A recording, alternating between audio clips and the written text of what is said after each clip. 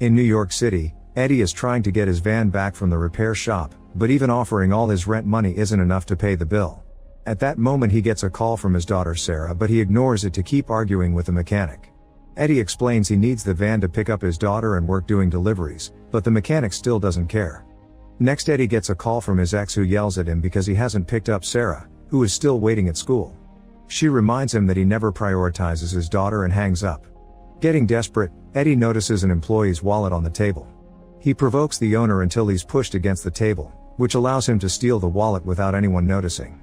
After he leaves, he checks the wallet and is disappointed to see it doesn't have much money. When he reaches the main avenue, he looks around for potential victims, but there's nothing unattended. He starts tugging on car door handles, hoping to find one that's unlocked, to no avail. One of the cars has a barking door that startles him, only for Eddie to befriend it and even give it some water. He also tries calling his friends to ask them for money, but nobody helps him. Buying lottery tickets doesn't work either because none of them have prizes. The next time Sarah calls Eddie, he does pick up and he has to hear her complain about abandoning her, but at least she also says she still loves him.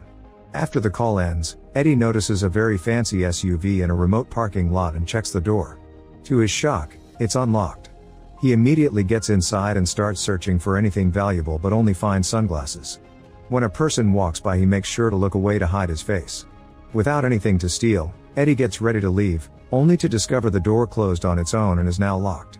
He panics as he tries the other doors and tries to push them to no avail. When another person walks by, he has to hide again. Then he tries punching and kicking all the windows, however they don't even crack. Suddenly a tablet on the dashboard starts ringing with a call from a contact named Answer Me. Eddie ignores it and keeps on looking for a way out, unaware that someone is watching him through a hidden camera in the car. Eventually he finds a lug wrench in a compartment and hits the window with it, but this doesn't work either. As the tablet stops ringing, Eddie breaks the panel on the door and inserts his hand, only to accidentally get his arm hurt by a piece of metal. Soon the tablet starts ringing again and Eddie continues to ignore it while removing the panel, which doesn't open the door. Next he tries his phone, but he has no signal. Seeing no other options, Eddie ends up taking the call and meets William, the owner of the car. Eddie insults him and demands freedom, but William just laughs and makes the seats tase him as punishment. William explains that his car has been broken into 6 times without a single arrest, so he installed a special security system that makes the vehicle act like a prison. Freaking out, Eddie takes a gun from his bag and fires at the window, but the bullet bounces on the bulletproof glass and hits his leg, leaving him severely injured. At that moment a woman parks a car nearby and Eddie tries asking for help, but the windows are tinted and soundproof, so she just uses them as a mirror and leaves. Eddie's leg is heavily bleeding, yet William refuses to call an ambulance, claiming to be a doctor himself. When Eddie tries his phone again, it still won't work and William clarifies that the car is jamming all signals. Tying his shoelaces around his leg isn't enough to stop the bleeding and William keeps tasing him every time he uses bad words, so the combination of blood loss and electricity makes Eddie pass out. By the time he wakes up, it's nighttime and raining. To Eddie's shock, his leg and arm injuries have been bandaged. He checks his bag for something to consume, but both his water bottle and his snack bag are empty. The next morning William calls again and tries to share a story about his life, causing Eddie to snap. William tases him again before turning on the air conditioning and blasting yodeling music. At first Eddie says the song is alright, but this continues for hours and drives him absolutely crazy. That night he's so cold that he uses the seat covers as a blanket. When William calls, Eddie offers a sincere apology and promises not to be rude again. Without a word, William turns off the air conditioning but still won't let him go. The next morning Eddie pees in the empty water bottle before he starts destroying the car, hoping to find a way out, but nothing works. When William calls to mock him, Eddie notices someone staring at the parking lot from a balcony. They start talking and when Eddie gets sassy, he gets tased again. That doesn't stop him from pointing out that if William lets him die he'll get in trouble. Eddie explains he never killed anybody and his gun is only for protection. However, William doesn't care and thinks the cops are useless morons, so he won't get caught. William also shares that he has cancer and only 4 months to live, that's why he wants to make a difference. Since the system obviously doesn't work, it's up to him to find justice. He asks Eddie for his social security number because he wants to check his record. If this is Eddie's first offense he'll be more gentle, but if he has a criminal history he'll cut Eddie's fingers like people supposedly do to thieves in some countries. Eddie refuses to give him the number and points out that people are forced to steal because the system has failed to give them a job while rich people like William hoard all the wealth. Unoffended, William tases him again and ends the call to restart the music. In the evening the temperature in the car starts going up and Eddie has to strip to deal with the unbearable heat. He feels like the rain is mocking him and he even considers drinking his own urine, but he can't bring himself to do it. William calls to offer him water and normal temperature in exchange for his social security number, and Eddie has no choice but to take the deal. Once William has the number, he turns the heat off and reveals he hid a water bottle under the seat when he came to treat his prisoner's wounds. After drinking the entire bottle in one go, Eddie tries to fall asleep but something in the pocket of his jacket is bothering him. It's the lottery tickets he bought earlier, and there's one he hasn't finished scratching. He does so now and can't help laughing when he discovers he's won the money he needed. William calls again to know what's happening and Eddie begs for food, sincerely apologizing for his crime with a rather sweet speech. Deciding that Eddie is not a psycho, William opens the glove compartment to reveal a snack. Eddie immediately grabs it and notices a switch inside before it closes up. William hangs up when he receives another call but Eddie can hear his voice on the speakers and the conversation confirms William is a doctor. Then the man announces he must go. Eddie notices the figure on the balcony moving, which means that's his captor.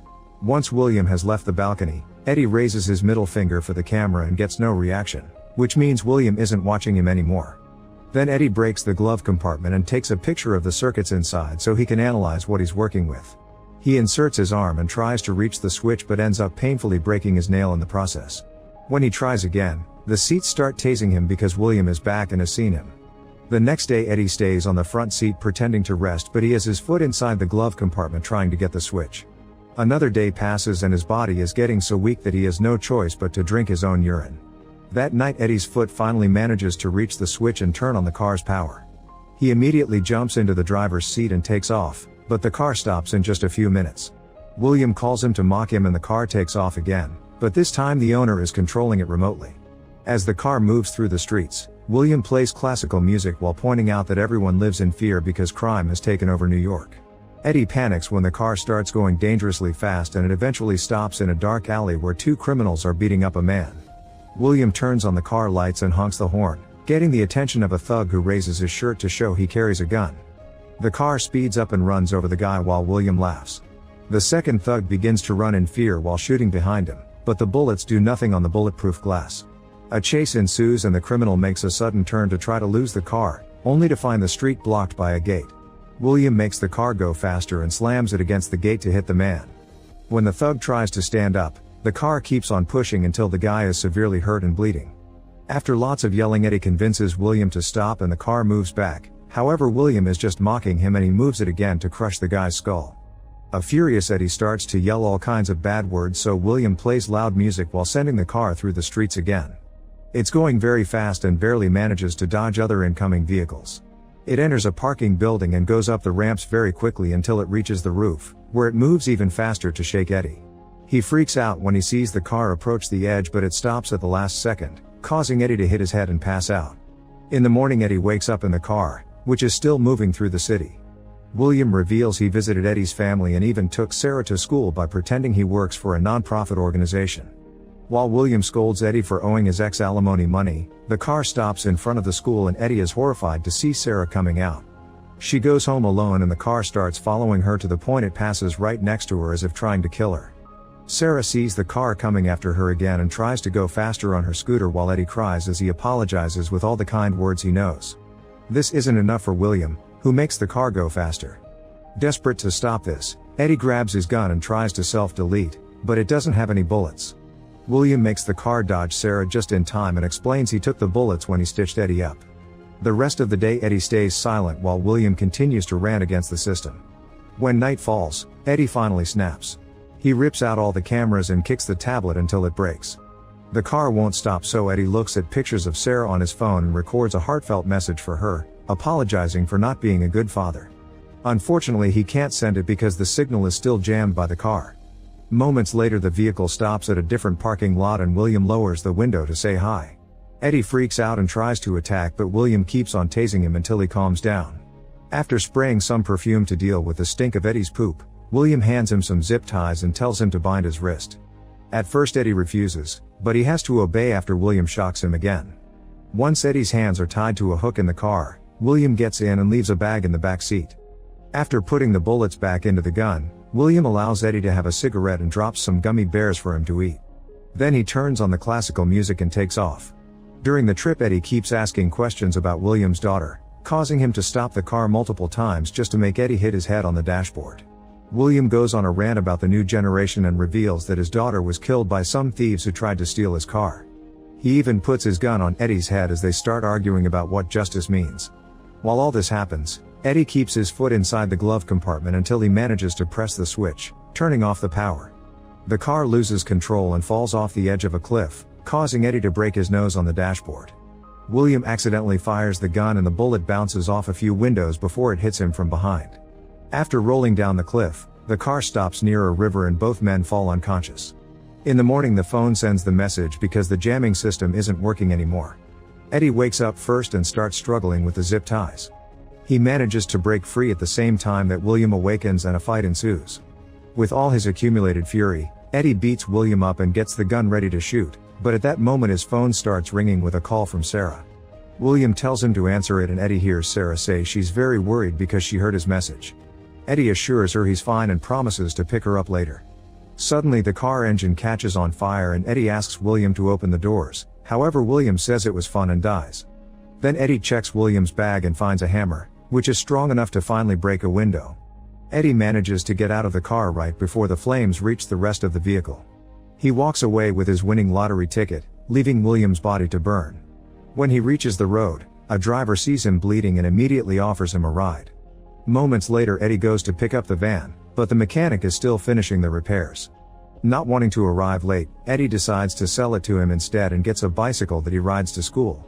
He reunites with Sarah with a very tight hug. Make sure to subscribe and turn on notifications so you can watch more videos like this. Thanks for watching.